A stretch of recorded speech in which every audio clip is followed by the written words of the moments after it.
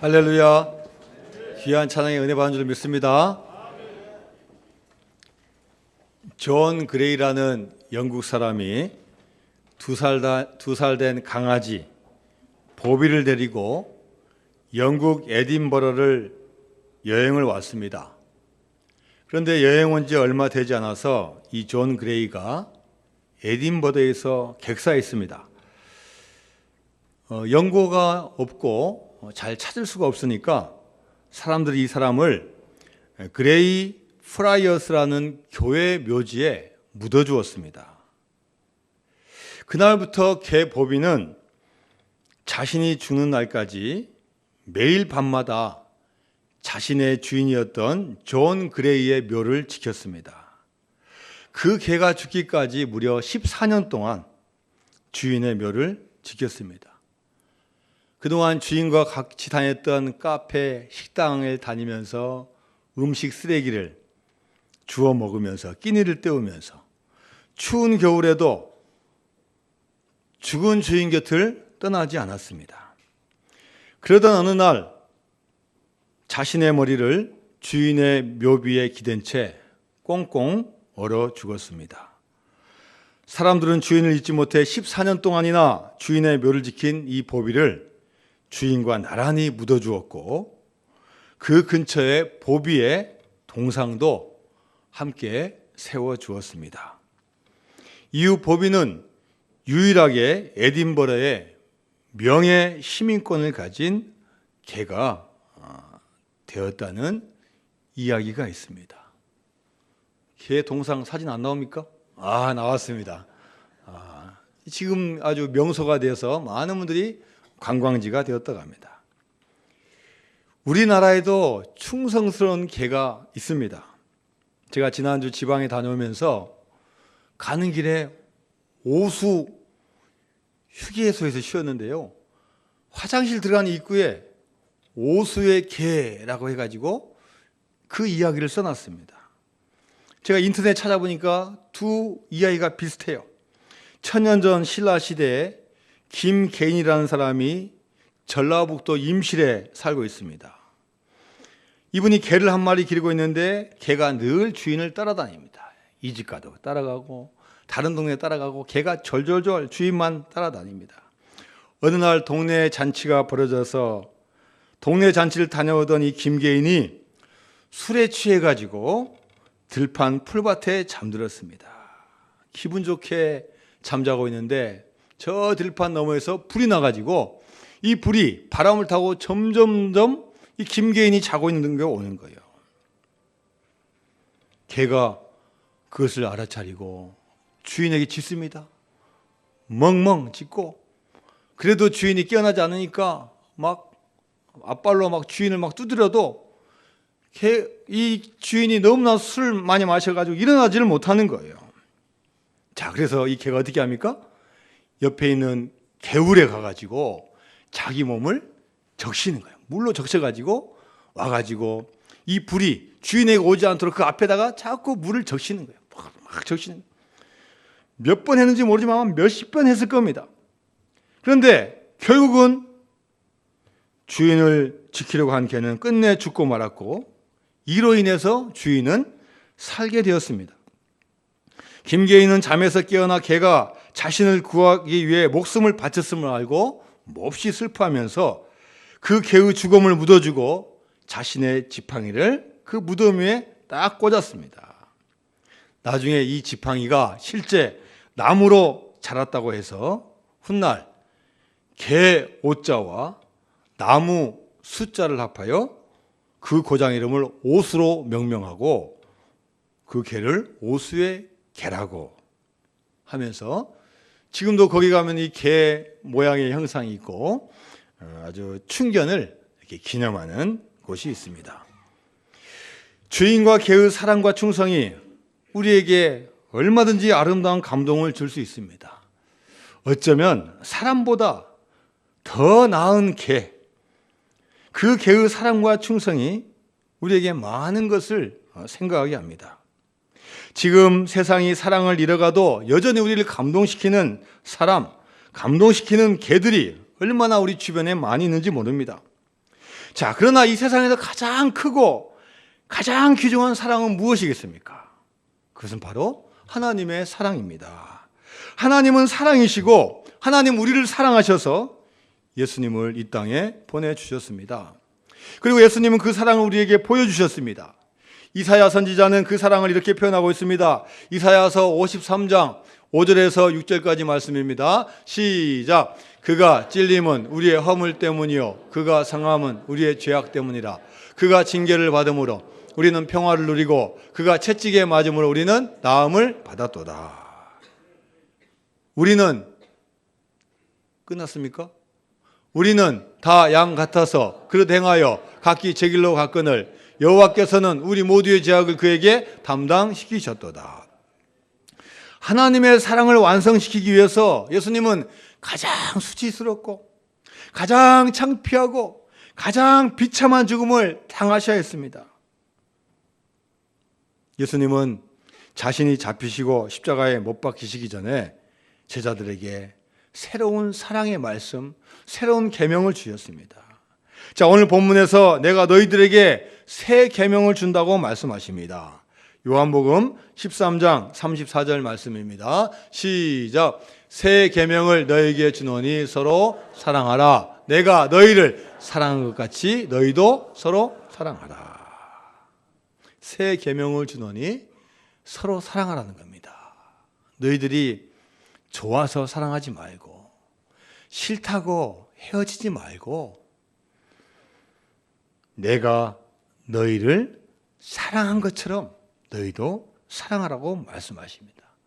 우리가 사랑하는 사랑의 근원이 나의 감정, 나의 이성, 나의 계획이 아닌 주님을 바라보고 주님이 사랑한 것처럼 사랑하라고 말씀하십니다. 사랑의 원자탄이라고 불리는 선양원 목사님, 원수까지도 사랑하신 분이었습니다. 1948년 10월 19일 여수 순천 반란 사건 때 선양원 목사님은 두 아들을 잃었습니다. 사랑하던 두 아들 동인, 동신, 공산군에게 붙잡혀서 10월 21일 순천경찰서 뒷마당에서 총살당했습니다. 10월 25일 반란군에 의해 두 아들이 죽었다는 소식을 전해들은 소 목사님은 엄청난 충격과 슬픔에 잠겼습니다. 반란 사건이 진압되고 두 아들을 죽인 안재선이 잡혔다는 소식을 들은 소 목사님, 밤을 새워서 통곡하면서 기도했습니다. 밤을 새워서 기도하면서 수많은 생각들이 오고 갔을 것입니다. 그러나 그는 교회를 나오면서 이렇게 말했습니다. 저 영혼이 불쌍해서 어쩌나. 저 영혼이 불쌍해서 어쩌나. 내 아들은 죽어서 천국 갔지만 안재선은 죽으면 지옥 갈 텐데 저 영혼이 불쌍해서 어쩌나. 손양원 목사님의 마음에는 커다란 사랑의 폭풍이 일어나고 있었습니다. 그래, 그를 살려야 된다. 그를 용서해야 한다. 그를 사랑해야 한다. 두 아들을 죽인 안재선이 체포되어 총살을 당하게 되었다는 소식을 들은 손 목사님은 계엄사령관에게 자기 딸 동희를 보내어서 사면해 줄 것을 간청했습니다. 제가 양자 삼겠습니다. 제가 교육시키겠습니다. 그런데 손양호 목사님 따님이 안 가겠다는 거예요. 아버지, 제가 왜 가야 됩니까? 우리 오빠들을 죽였는데 제가 왜 가야 됩니까? 그러나 손양호 목사님은 딸을 설득해서 용서의 메시지를 전달하겠습니다. 동희야, 내 말 잘 들어봐라. 내가 무엇 때문에 5년 동안이나 너희들을 고생시키면서 감옥 생활을 견뎌냈겠니? 하나님의 계명을 지키기 위함이 아니었겠니? 십계명 첫 번째 계명도 하나님의 명령이고 두 번째 계명도 하나님의 명령이고 원수를 사랑하라는 그 말씀도 하나님의 명령이다. 똑같은 하나님의 명령인데 내가 어찌 하나님의 명령에 순종하지 않는단 말이냐? 원수를 사랑하라는 명령에 순종하지 않는다면 과거 5년간의 감옥살이가 모두 헛수고고 너희를 고생시킨 것도 헛고생만 시킨 꼴이 되고 만다. 그러니 동희야, 생각해보자. 그를 죽인다고 우리에게 무슨 소용이 있겠느냐. 그러나 딸 동희는 몇 번이나 반항하면서 아버지에게 소리를 지르면서 대듭니다. 아버지, 그래도 혹시 용서는 할 수 있을지 모르지만 어떻게 아들을 삼으십니까? 제가 어떻게 제 오빠들을 죽인 그 사람에게 오빠라고 할 수 있겠습니까? 악을 쓰면서 아버지에게 달려듭니다. 그러나 손양호 목사님은 딸을 설득합니다. 동희야, 용서만 가지고는 안 된다. 원수를 사랑하라 했으니 사랑하기 위해 아들을 삼으려는 것이다. 딸은 결국 아버지의 하나님을 향한 절대 신앙에 굴복하고 말았습니다. 아버지 말씀대로 하세요. 아버지 말씀대로 따르겠습니다. 결국 딸은 아버지의 용서와 사랑의 메시지를 국군 신문자에게 그대로 전함으로 처형되기 전에 원수를 살려냈습니다. 동희 양은 취조 군인에게 달려가서 이렇게 아버지의 메시지를 전했습니다. 아버지가 두 오빠를 죽인 자를 잡았거든 한 대도 때리지 말고 죽이지도 말라고 하셨어요. 그를 구해 아들 삼겠다고요. 성경 말씀에 원수를 사랑하라 했기 때문이래요. 이 말 한 다음에 이 동희 양은 책상에 엎드려 소리내어 울었습니다. 동희 양의 말이 끝나고 동희 양이 울음을 터뜨리자 방에 있는 모든 사람들이 충격을 받고 멍하니 있습니다. 취조를 하던 군인은 입에 물고 있던 담배가 떨어진지도 모르고 손수건을 꺼내 눈물 닦으면서 한탄과 감탄의 소리를 토해냅니다. 아들 둘을 죽인 안재성까지도 고개를 숙인 채 흐느껴 울고 있습니다. 시간이 지나서 나중에 이 딸이 권사님이 됐습니다. 권사님이 그 시절을 고백합니다. 이 광경이야말로 오늘까지 내 눈앞에 잊혀지지 않는 역사적인 장면의 한 토막이었습니다. 사랑의 원자탄이 떨어진 장면이었습니다. 손양호 목사님은 그 시절 미움과 증오가 가득한 이 땅에서 사랑의 사도로, 사랑의 원자탄으로 살다가 순교의 피를 흘리고 주님의 품으로 돌아간 가장 행복한 삶을 살았던 사람이었습니다. 여러분, 이 손양호 목사님의 원수 사랑은 한순간에 나오는 사랑이 아닙니다. 한순간 내가 그를 불쌍히 여기고 그를 사랑했다는 마음으로 원수를 용서하고 사랑한 게 아닙니다. 미운 마음을 탁 억누르고 가식적으로 사랑한 게 아닙니다. 하나님이 말씀하신 그 계명을 순종하려고 했고 또 그 말씀대로 살려고 애를 썼기 때문에 그런 행동을 가져올 수 있었습니다. 여러분, 우리 믿음 생활도 마찬가지입니다.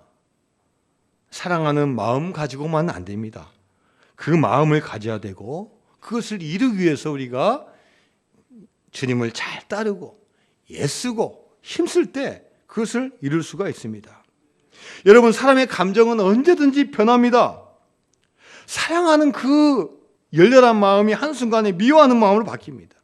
그게 인간이고 그게 사람입니다. 남편과 아내가 여러분 어떻게 그 처음 만났을 때 그 사랑만 가지고 사는 여러분 부부가 어디 있습니까? 지난주 보니까요, 세기의 결혼이라고 했던 송중기, 송혜교 그 유명한 두 분이 2년을 넘기지 못하고 이제 이혼 절차를 밟는다고 합니다. 야, 그렇게 부러워하고 얼마나 잘생겼는지요. 저보다 조금 더 잘생기셨어요. 얼마나 예쁜지요. 여러분보다 조금 더 예뻐요. 그렇게 부러워하던 그 선남 선녀가 야, 그렇게 좀 잘생기고 돈도 많이 벌고 그렇게 예쁘면 좀 참고 살지 않겠습니까? 저라면 한 10년은 무조건 참고 살 것 같아요. 그런데 그걸 참지 못하고 그 사랑하는 마음이 미움으로 바뀌는 거예요. 주님께서 우리에게 전도하라 말씀하셨는데, 여러분, 전도하는 거 그렇게 날마다 감사하고 좋아서 하는 분 얼마나 있겠습니까? 주님께서 우리에게 명령하셨기 때문에 하는 겁니다. 주님께서 하라고 하니까 우리가 순종하는 거지. 여러분, 전도가 결코 쉬운 게 아닙니다. 내가 전도할 뿐 지금 여러분 사랑하고 있어서가 아니라 주님께서 사랑하라고, 전도하라고 그 계명을 주셨기 때문에 하는 겁니다. 여러분, 내가 그분들에게 전도해야 돼. 여러분, 그분들이 그 전도를 쉽게 받아들입니까? 내가 남편을 전도하고 자녀를 전도하고 싶어도 남편의 생각이 있고 그 자녀의 생각이 있는 거예요. 당신 아직 때가 아니야. 나는 하나님은 그렇게 생각하지 않아. 나는 그렇게 생각하지 않아. 또 자녀도 생각이 있어요. 아유, 하나님이에요. 엄마 어디 있어요? 하나님이야. 눈에 안 보이는데 어디 계셔요? 우리가 전도하려고 해도 그분들이 지금 아직 단계에 와 있지 않습니다. 복음을 받아들일 시기나 아직 준비가 되어 있지 않아요. 심지어 하나님 믿지 않고 교회 싫어하는 분이 얼마나 많은지 몰라요. 하나님을 진정으로 만나지 못했기 때문에 겉모습 보고 현상 보고 판단할 수밖에 없습니다. 여러분, 그러나 반드시 알 때가 온다는 거예요. 하나님의 그 마음을 만져주시고 알려주시고 체험할 때가 온다는 거예요.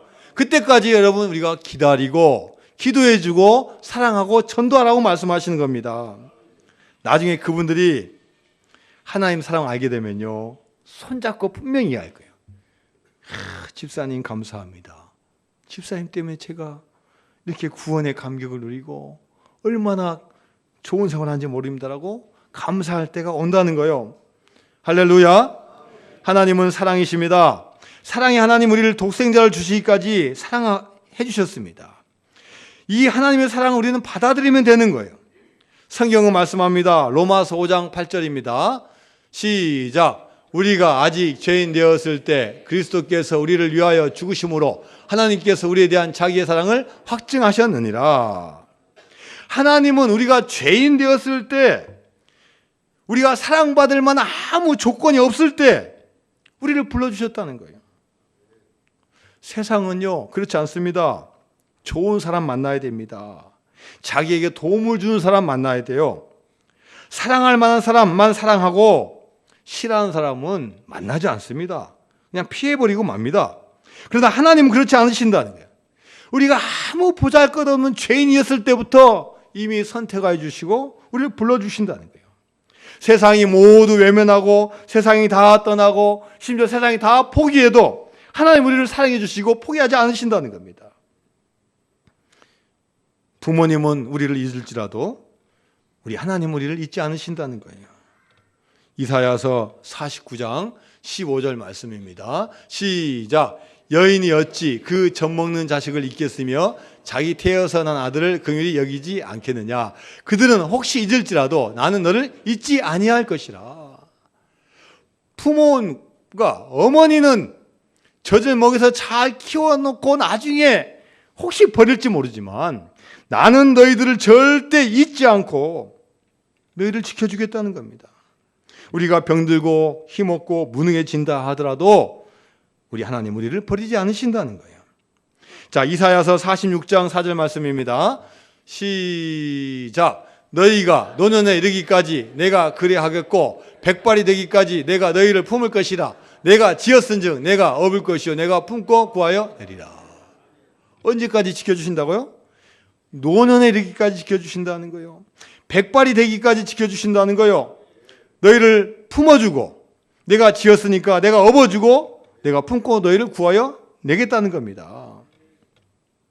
하나님 우리를 어떻게 사랑하셨습니까? 자기의 독생자를 십자가의 제물로 드리기까지 사랑해 주셨습니다. 요한 1서 4장 9절 말씀입니다. 시작. 하나님의 사랑이 우리에게 이렇게 나타난 바 되었으니 하나님이 자기의 독생자를 세상에 보내시면 그로 말미암아 우리를 살리게 하십니다. 할렐루야. 여러분 지금 우리가 이 자리에 있는 거 왜 있습니까? 다른 이유, 다른 근거, 다른 설명 필요 없습니다. 하나님이 우리를 사랑하시기에 우리를 불러주셨다는 거예요. 내가 주님을 먼저 알고 사랑한 게 아니라 주님께서 창세전부터 우리를 알고 선택해 주시고 불러주셨다는 겁니다. 세상은 몰라주고 세상이 다 나를 버린다고 할지라도 하나님은 우리를 사랑해 주신다는 거예요. 당신은 사랑받기 위해 태어난 사람, 당신의 삶 속에서 그 사랑 받고 있지요. 당신은 사랑받기 위해 태어난 사람, 당신의 삶 속에서 그 사랑 받고 있지요. 태초부터, 예, 됐습니다. 언제부터 사랑해 주셨다고요? 태초부터. 우리가 왜 태어났습니까? 하나님께서 사랑해 주셨기 때문에 태어났다는 거예요. 옆에 분에 같이 한번 인사 한번 합니다. 하나님이 나를 사랑하십니다. 옆에 분에 갑니다. 하나님이 집사님을 사랑하십니다. 한 번 더 합니다. 하나님이 당신을 사랑하십니다. 여러분, 이 말씀을 누가 합니까? 이 사랑한다는 말씀을 누가 하는 거예요? 이사야서 43장 1절 말씀입니다. 시작. 야곱아, 너를 창조하신 여호와께서 지금 말씀하시느니라. 이스라엘아, 너를 지으신 이가 말씀하시느니라. 너는 두려워하지 말라. 내가 너를 구속하였고 내가 너를 지명하여 불러나니 너는 내 것이라. 할렐루야. 어떤 분이 말씀하고 계시는 거예요? 천지를 창조하신 분이 말씀하시는 거고 저와 여러분을 지으신 분이 말씀하신다는 거예요. 그리고 하나님은 저와 여러분만 지으신 게 아니라 지금 이 자리에 없지만 하나님을 알지 못하는 분들조차도 다 지으신 거예요. 모르니까 그런 거죠. 나오기 싫으니까 그런 거죠. 그냥 교회 싫으니까 그런 거죠. 알아도 모른 채 하는 거죠. 그러나 하나님께서는 반드시 그분들도 반드시 어루만지실 때가 있다는 거예요. 러시아의 대문학가인 도스토옙스키 이 아버님은 전직 육군 군의관이었습니다. 그런데 성격이 난폭한데다가 알코올 중독자였어요. 툴라라는 지방에 작은 농토를 구입해서 농노들과 같이 농사를 짓는데 농노들과 싸우다가 도스토옙스키가 16살 때 자기가 보는 앞에서 아버지가 농노들에 의해서 살해당한 거예요. 이 무서운 충격으로 인해 이 도스토옙스키가 간질병에 걸렸다고 합니다. 사회에 대한 원망, 반항하는 마음, 하나님 알지 못하니까, 하나님 모르니까 인생 자기 마음대로 살다가 28살 때 반역죄로 걸립니다. 그래서 사형수로 심판을 받는 거예요. 사형장으로 끌려가는 시베리아 열차에서 장교 부인들이 사형서들을 위로하기 위해서 음료수를 나눠줍니다. 한 장교의 아내가 따뜻한 차를 내밀었는데 마음이 강팍하니까 차 안 마십니다. 뿌리쳐요. 한 장교의 아내가 가슴속에 있는 작은 책 한 권을 이 도스토옙스키 손에 딱 쥐어줍니다. 그 책은 조그만한 신약 성경책입니다. 움츠크 감옥 속에서 죽음을 기다리며 도스토옙스키는 이 신약 성경을 읽었고 소망의 빛을 발견한 그는 그의 형에게 편지를 씁니다. 형, 저는 다시 태어났어요. 제가 혹시 산다면 이제는 다른 삶을 살고 싶어요. 왜 그렇습니까? 그는 성경 속에서 빛을 발견한 거예요. 이 세상의 어둠을 밝히고 길 없는 세상 같지만 길을 밝힐 주님을 발견한 거예요. 그는 성경 속에서 예수님을 만나고 새로운 사람이 되었습니다. 그리고 도스토옙스키가 말합니다. 누가 내게 그리스도는 진리가 아니다 라고 증명한다 할지라도 나는 그리스도와 함께 있고 싶다. 나는 진리보다도 차라리 예수와 함께 있고 싶다. 이런 신앙 고백을 했습니다. 그는 총살당하기 2분 전에 황제의 사면령이 내려져서 기적적으로 살아나게 되었고 이후에 위대한 문학가, 위대한 기독교 작가가 되었습니다. 도스토옙스키는 그의 손에 성경이 들려질 때까지는 몰랐습니다. 하나님이 어떤 분인지, 주님이 어떤 분인지 몰랐습니다. 그런데 그에게 들려진 성경을 통해서 말씀을 만나게 되었고 주님을 만나게 되었습니다. 그때부터 그의 인생이 달라지게 되었습니다. 말씀을 통해서 변화되었지만 여전히 현실은 차가운 감옥입니다. 여전히 감옥에 있었고 여전히 사형수입니다. 그러나 하나님께서 그의 마음을 변화시켜 주시고 환경도 변화시켜 주시고 그의 인생을 책임져 주신 줄로 믿습니다. 여러분, 우리 인생이 달라지기를 원하십니까? 과거의 모든 습관, 과거의 잘못된 모든 것들, 심지어 과거의 율법적인 계명도 우리가 버려야 될 줄로 믿습니다. 과거의 사고방식 버려야 됩니다. 세상 가치와 똑같은 생각, 똑같이 말하는 거 버려야 됩니다. 누가 나를 사랑해 주니까 나도 사랑하고 누가 나를 미워하니까 나도 미워하는 그거 버려야 됩니다. 하나님이 우리에게 새로운 계명을 주셨습니다. 새 계명을 너희에게 주노니 서로 사랑하라. 내가 너희를 사랑한 것 같이 너희도 서로 사랑하라. 어떻게 사랑하라고 말씀하십니까? 너희를 사랑으로 사랑하지 말고 내가 너희를 사랑한 것 같이 사랑하라고 말씀하고 있습니다. 여러분, 내 힘으로 사랑할 수 없습니다. 우리는 그렇게 큰 사랑을 갖고 있는 분 많지 않습니다. 주님의 사랑을 힘입어서 우리가 사랑하는 겁니다. 내 힘으로 사랑하는 게 아니라 주님의 사랑을 우리가 느끼고 감사하고 그 명령을 받을 때 진짜 사랑할 수 있습니다. 주의 사랑으로 사랑합니다. 주의 사랑으로 사랑합니다. 형제 안에서 주의 영광을 보내 주의 사랑으로 사랑합니다. 어떻게 사랑한다고요? 주님의 사랑으로 사랑하는 거예요.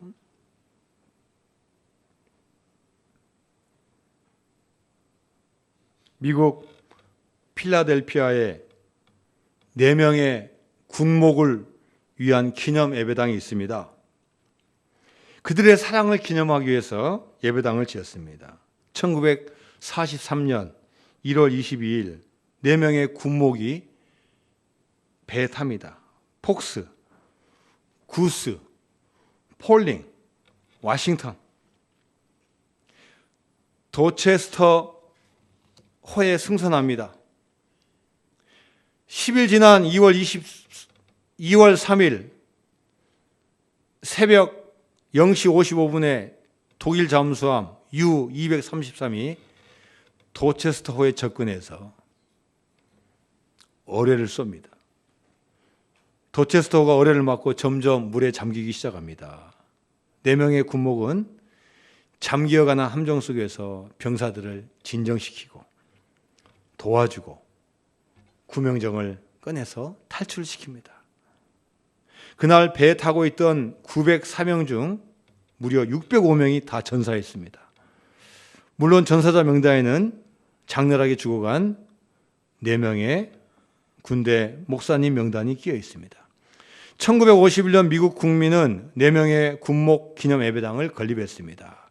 1961년 1월 18일 의회 표결로 그들의 영웅적 행위에 대한 특별 훈장을 수여했고 그들이 천국에 간 2월 3일을 4명의 군목을 위한 기념일로 정했다고 합니다. 자, 여러분, 죽어가면서까지 사랑한 이유는 어디 있겠습니까?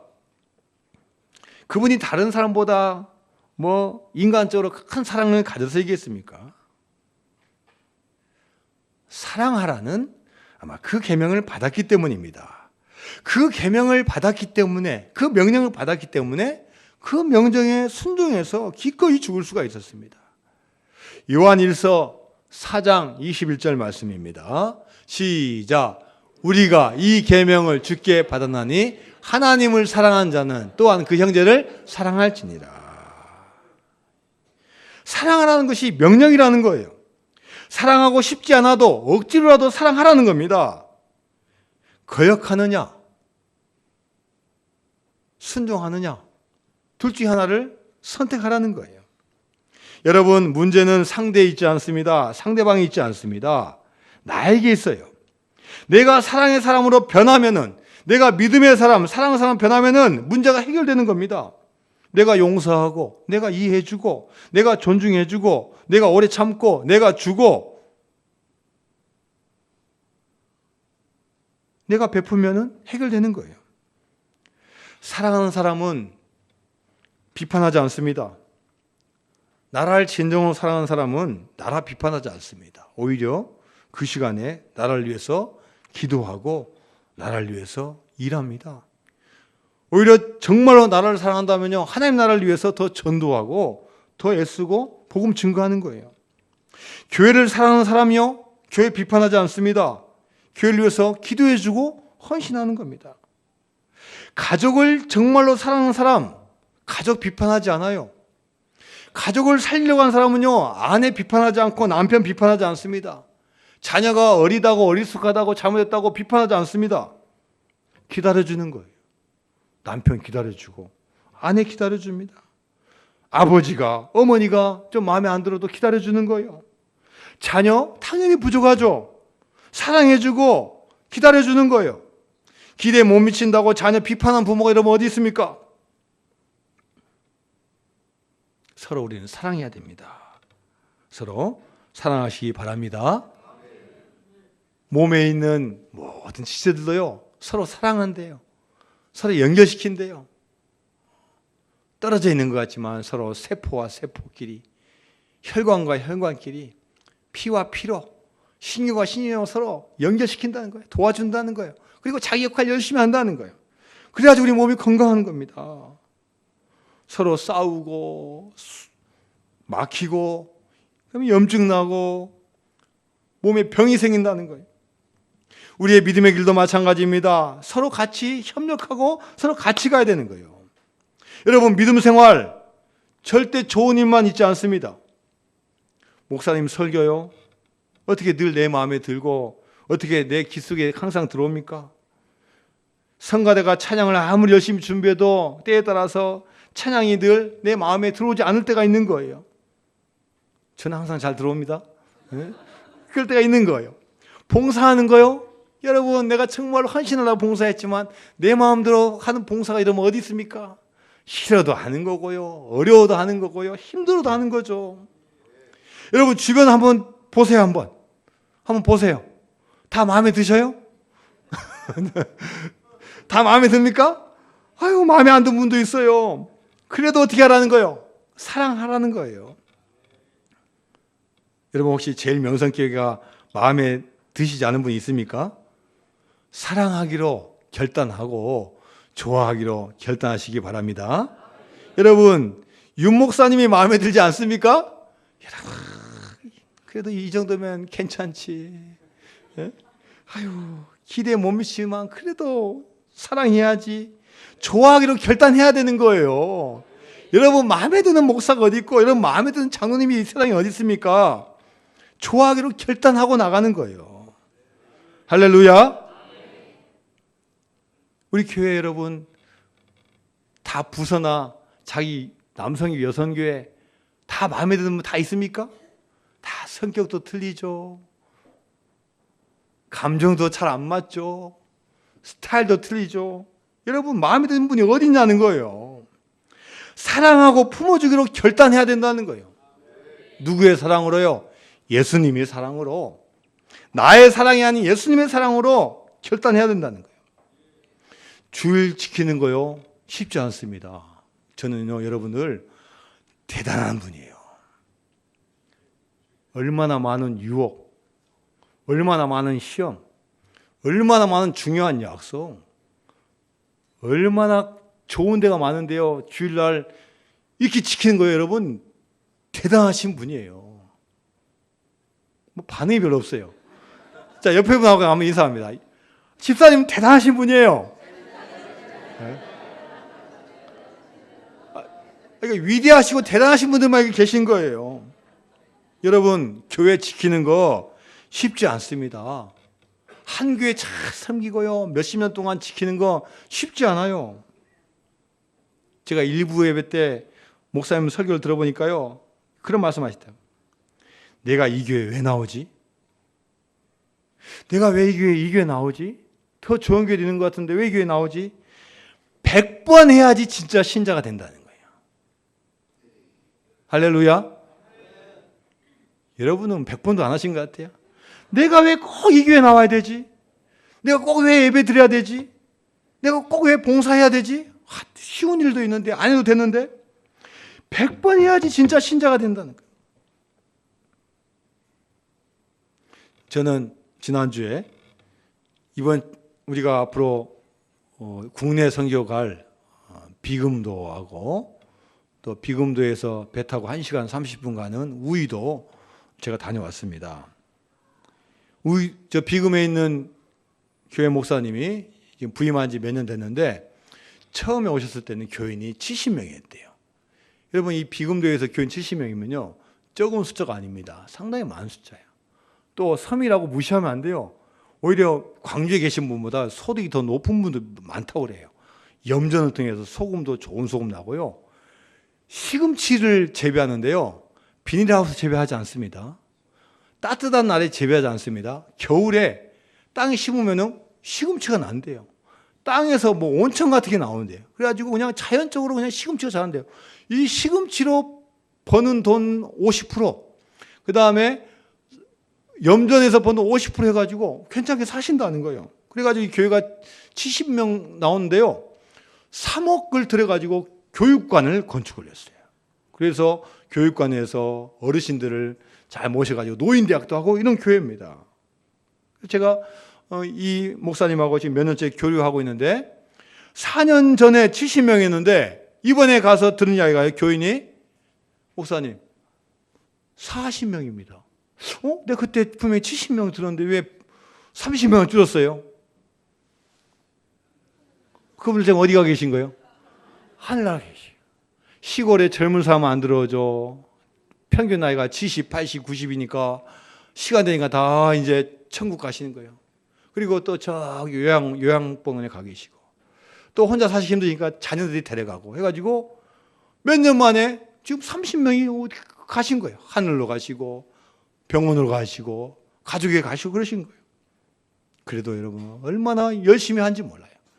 어른들 막 7명밖에 안 나오는데 7명을 위해서요, 아침에 차량 운행하고요, 식사 대접하고요, 강사 섭외해가지고 노인들을 위해서 막 그림도 그리고 뭐 만들기도 하고 볼링도 쳐요. 플라스틱으로 볼링 만들어가지고 플라스틱 공 굴려가지고 볼링 점수 내고요. 막 그렇게 섬기는 거예요. 우리가 7월 말에 갈 우이도 교회는요, 주민이 총 합쳐서 40명이에요. 근데 교인이 20명이에요. 20명이 교회예요.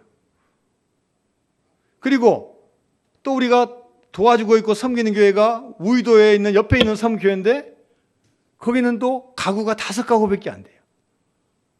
교인이 6명이에요. 6명. 한 전도사님이 올 가을에 목사 안수 받는데 지금 그 몇 가정, 그 몇 명을 위해서 지금 살고 계신 거예요. 여러분, 그 교회는 어디서 생활비가 나오고 어디서 돈이 나오고 어디서 물질이 나오겠습니까?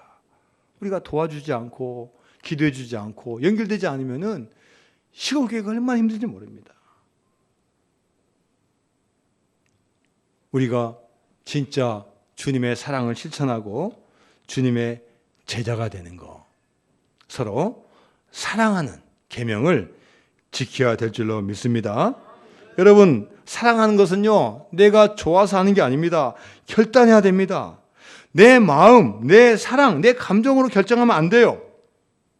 내가 속해 있는 곳에서 내가 사랑하기로 결정을 해야 된다는 거예요. 빌립보서 2장 5절 말씀에 이런 말씀이 있습니다. 너희 안에 이 마음을 품으라. 곧 그리스도 예수의 마음이니. 여러분, 우리가 살 때 어떤 마음을 품어야 된다고요? 예수님의 마음을 품으라는 거예요. 나의 마음은요 이기적입니다. 나의 마음은요 한시적이에요. 나의 마음은요 변덕스러워요. 그 마음으로 살지 말라는 거예요. 하나님께서 우리를 사랑해서 보내주신 예수님, 하나님께 순종해서 그 삶을 살아간 예수님의 그 사랑을 가지고 우리가 사랑하고 믿음의 길을 가야 될 줄로 믿습니다. 여러분, 예수님 우리에게 새로운 계명을 주셨어요. 서로 사랑하라. 내가 너희들을 사랑하는 것처럼 서로 사랑하라 말씀하고 있습니다. 나의 뜻대로 사랑하지 말고 주님의 뜻대로 사랑하는 여러분 되시기를 주님의 이름으로 축원드립니다. 하나님 아버지 감사드립니다. 저희들 만세 전부터 예정하여 주시고 선택하여 주시고 이 자리에 오게 하여 주셨습니다. 나의 힘으로 살지 않게 하여 주시고 주님의 사랑에 힘입어 살아갈 수 있는 저희들 될 수 있도록 축복하여 주옵소서. 예수님의 이름으로 기도드리옵나이다. 아멘.